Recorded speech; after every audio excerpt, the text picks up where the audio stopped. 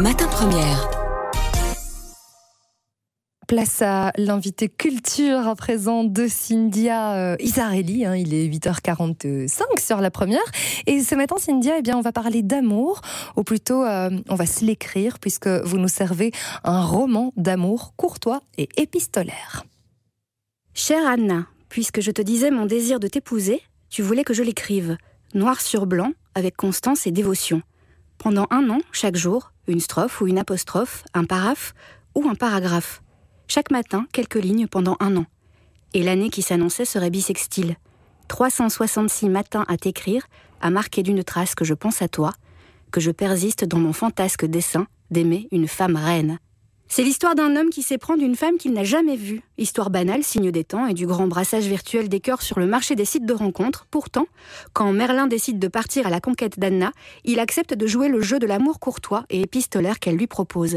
Il lui écrira donc tous les jours pendant 1 an, qu'elle réponde ou non, et au terme du jeu, il la demandera en mariage. Pour le désir d'une reine, c'est le titre de cet étonnant roman qui bruisse comme une liasse de courrier retrouvée au fond d'une malle. Et il est signé Donald George. Bonjour. Bonjour. Bienvenue. Merci. Vous êtes licencié en philosophie de l'Université libre de Bruxelles, ça c'est pour le CV. Vous êtes directeur de la Maison de la Francité, ici à Bruxelles, un lieu qui promeut la valorisation de la langue française et puis surtout de la francophonie internationale. Alors, en exergue de ce roman, vous citez Roland Barthes qui nous dit « L'identité fatale de l'amoureux n'est rien d'autre que « je suis celui qui attend ». Alors, qu'est-ce qu'il y a à raconter sur l'amour et sur l'attente ? Mais l'amour se mesure à son attente, disait Barthes. Et c'est un livre tout entier dédié au désir. Le désir qui est plus beau et plus intense que le plaisir en tant que tel. Et là, on rejoint Schopenhauer qui disait toute la vie d'un homme, d'un être humain, réside dans le balancement, dans le balancier d'une horloge qui irait du désir à l'ennui, du dynamisme lorsque le désir prend son élan, et quand il s'apaise, le désir, on est dans l'ennui. Donc c'est une vision un peu pessimiste, ma vision est beaucoup plus optimiste, mais j'aime énormément le concept de désir. Je trouve ça beau et motivant. Donc si je vous suis, c'est moins un roman d'amour qu'un roman de désir. Oui, c'est un roman de désir. C'est un peu ma vision de la relation amoureuse. Il faut entretenir le désir encore et toujours. Alors, Donald George, vous avez beaucoup écrit dans votre vie des poésies, des paroles de chansons. Vous avez écrit sur commande, comme on dit, pour d'autres. Et pour Le désir d'une reine, c'est votre premier roman personnel. C'est le premier que vous signez de votre nom. Pourquoi maintenant ? Pourquoi une histoire d'amour ? Et puis surtout, pourquoi une histoire d'amour épistolaire, qui est un genre qui n'est plus du tout à la mode ? Alors pourquoi ? En fait, c'est vraiment le fruit du hasard, parce que quand j'ai commencé à écrire les premières pages, loin de moi était l'idée de commencer un roman. J'écrivais comme demandé en fait par cette femme que j'avais demandé en mariage et qui me demandait de confirmer cette demande et mon désir pendant toute une année, chaque matin. Et ce n'est vraiment qu'à la fin où je me suis dit finalement toutes ces lettres racontent une histoire qui est tout à fait romancée ou romançable. Alors pourquoi la formule épistolaire ? Mais là ça tient aussi de la formule de départ qui était la continuité du désir de cette femme que je lui écrive des lettres tous les matins. En même temps, je trouve que c'est une manière très intense de créer l'intimité pour le lecteur et moi de perdre toute pudeur et de me laisser aller sans limite à la découverte de ce que j'étais, de ce que je suis, de ce que j'aime, de ce que je vivais et que je voulais vivre. C'est vrai qu'on se rend compte qu'il y a quand même un double jeu de lâcher prise et en même temps de mise en scène de soi quand on écrit à quelqu'un d'autre, surtout quand on écrit dans le but de séduire. À quel endroit se situe la part authentique et à quel endroit commence le jeu littéraire finalement ? Alors c'est vraiment une question très intéressante parce qu'en fait dans chacune des pages je pense que tout ce que j'écris est le reflet de la réalité. Maintenant on dit souvent que la réalité n'existe pas, qu'elle n'est que le reflet pour chacun de nos ressentis. Et donc, j'ai envie de dire, dans cette histoire, tout est vrai, mais tout est vrai dans mon regard personnel. Et peut-être que si l'héroïne lisait ces lignes, qu'elle n'y trouverait pas la même vérité. Ça prend néanmoins le contre-pied du mode de rencontre qui est majoritaire aujourd'hui. Alors, au début du roman, cette rencontre se passe sur Internet, puis très vite, il y a ces lettres et il y a ces rencontres dans la vraie vie, de façon très, très élaborée, très mise en scène, parce que les deux personnages, ils sont très sensibles. J'ai fait mes petites recherches. On serait aujourd'hui environ 2 millions de visiteurs uniques par jour sur les sites de rencontres en France et apparemment en Belgique. Les chiffres sont assez similaires. Et moins de la moitié de ces personnes se disent pourtant prêtes à rencontrer la personne dans la vraie vie.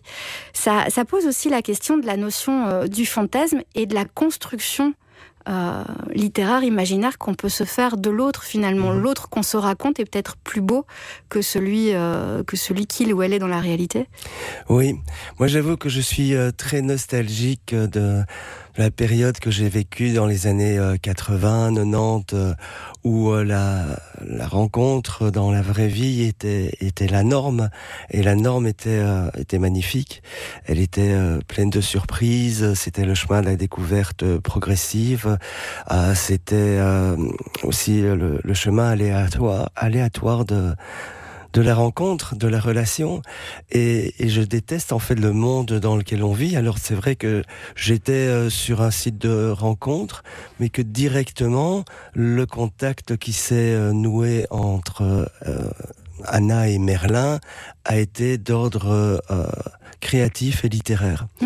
Donc on n'était pas du tout dans la formule Tinder d'un date choisi sur catalogue après une centaine de pouces vers la gauche ou la droite, je ne sais plus dans quel sens on doit aller.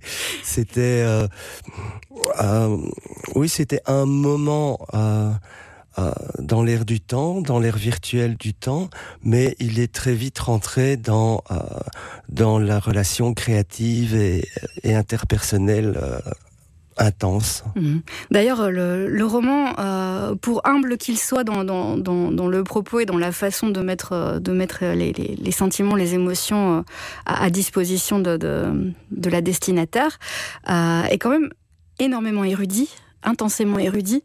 On y trouve des citations poétiques, des citations philosophiques. Il y a tout un segment qui s'appelle les Éluardises, qui est émaillé de citations des poèmes d'Éluard. On y trouve des références aux beaux-arts, à la peinture, à l'illustration. Il y a tout un segment sur l'illustrateur Tommy Ungerer qui a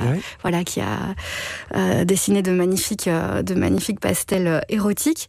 Est-ce que c'était aussi l'occasion pour vous, en regard du métier que vous exercez en tant que directeur de la Maison de la Francité, de décliner finalement un jeu littéraire avec ces différents segments, la partie western où vous racontez votre vie, la partie éluardise qui est dédiée à la poésie, la partie bestiaire aussi où on rentre un petit peu plus dans le charnel.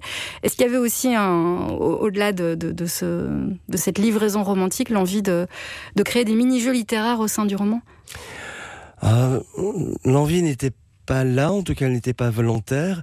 En fait, c'était un peu toute ma vie. Depuis mon adolescence, je passais tous mes week-ends à la bibliothèque communale de Spa à découvrir des livres sur l'histoire de l'art, et puis Éluard, Rimbaud, Baudelaire et tous les grands poètes m'ont accompagné pendant toute mon adolescence et le début de l'âge adulte. C'est vrai que depuis 10 ans, en étant directeur de la Maison de la Francité, qui est la maison de la langue française à Bruxelles, je baigne un peu dans ce milieu, mais il n'y avait pas une volonté de montrer sa soi-disant érudition. C'était vraiment un plaisir de partager quelques textes d'Éluard et de les faire rentrer dans la vie contemporaine qui a été la mienne il y a 3-4 ans en fait. Il y a énormément de vous dans ce premier roman, on l'a bien compris, c'est en grande partie autobiographique, même si c'est romancé.